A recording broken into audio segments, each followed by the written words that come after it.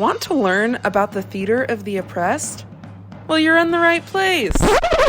Before we get to that, let me give you some background info. So, who created the theater of the oppressed?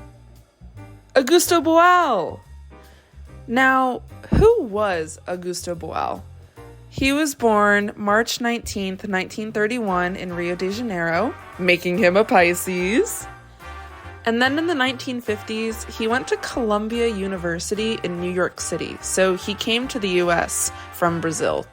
And that's where he studied theater and chemical engineering. Then in 1955, he wrote and directed his first play, also in New York City. And this play was called The House Across the Street. Then after, he returned to Rio and started working at the Teatro Arena, or the Arena Theater, where he expanded on his directing skills. Then, during the military dictatorship in Brazil, which was between 1964 to 1985, he put on plays at the Arena Theater until he was arrested in 1971. So, after that, he was exiled and he went to Argentina, and this is when he published his first famous book called The Theater of the Oppressed in 1973. Then after he wrote it, he went to France. Then, in 1986, he returned to Rio de Janeiro and he opened up the first center of the Theater of the Oppressed. Then in the 90s, he joined Rio de Janeiro's city council, and this becomes relevant later. And then in 99, he went on tours teaching. And then sadly, he passed away on May 2nd, 2009 in Rio de Janeiro, Brazil.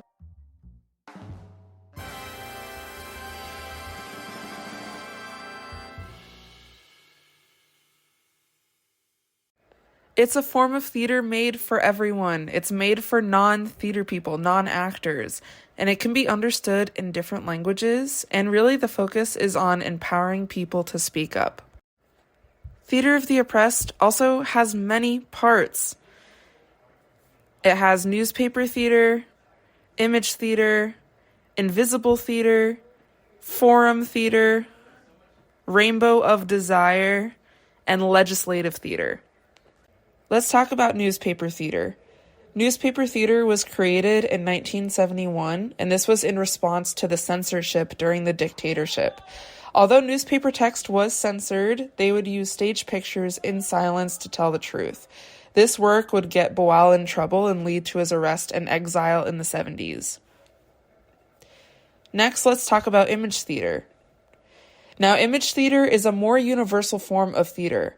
This was created when Boal was with indigenous peoples in Chile, and they couldn't communicate due to the language barrier, but they understood each other through images. And these were solely using body language, and facial expressions were used to translate questions, ideas, feelings, and problems to stage pictures. Next, there's invisible theater. And invisible theater is theater that happens in public spaces. It's not announced that it's a theatrical event, and spectators are also involved by reacting and not knowing it's scripted. This was to go against authoritarianism of being limited to the idea that theater only happens in theatrical spaces. Think of What Would You Do by John Quinones. Next, let's talk about forum theater. And forum theater is about real-world problems. This was used to tackle real problems in the community, and the idea of audience and performance was the most blurred here. Audience members would come up on stage and insert themselves in the scene to help problem solve through improv. Next, let's talk about the rainbow of desire. This was also called the Boal method of theater and therapy, where this combined theater with psychology. And this really talked about how the oppressed have internalized the oppressor and how that gets in the way of their acting. And lastly, let's talk about legislative theater. Legislative theater is theater that made real legislation. It was created and used when Boal was part of the city council in Rio, and this stemmed from forum theater, and spectators here were able to contribute legislation. Then a specialized team would take audience suggestions and turn them into actual pieces of legislation. Because of this, 12 municipal laws 1 legislative decree, a plenary resolution, 2 state laws, and 2 bills were put in progress between 1993 and 2008, all due to his work with legislative theater and reaching out to his community. What is the impact of theater of the oppressed? Well, newspaper theater is still used today, surrounding how mainstream news is manipulated, and his books were world-renowned and are still used today. And this is how it lives on.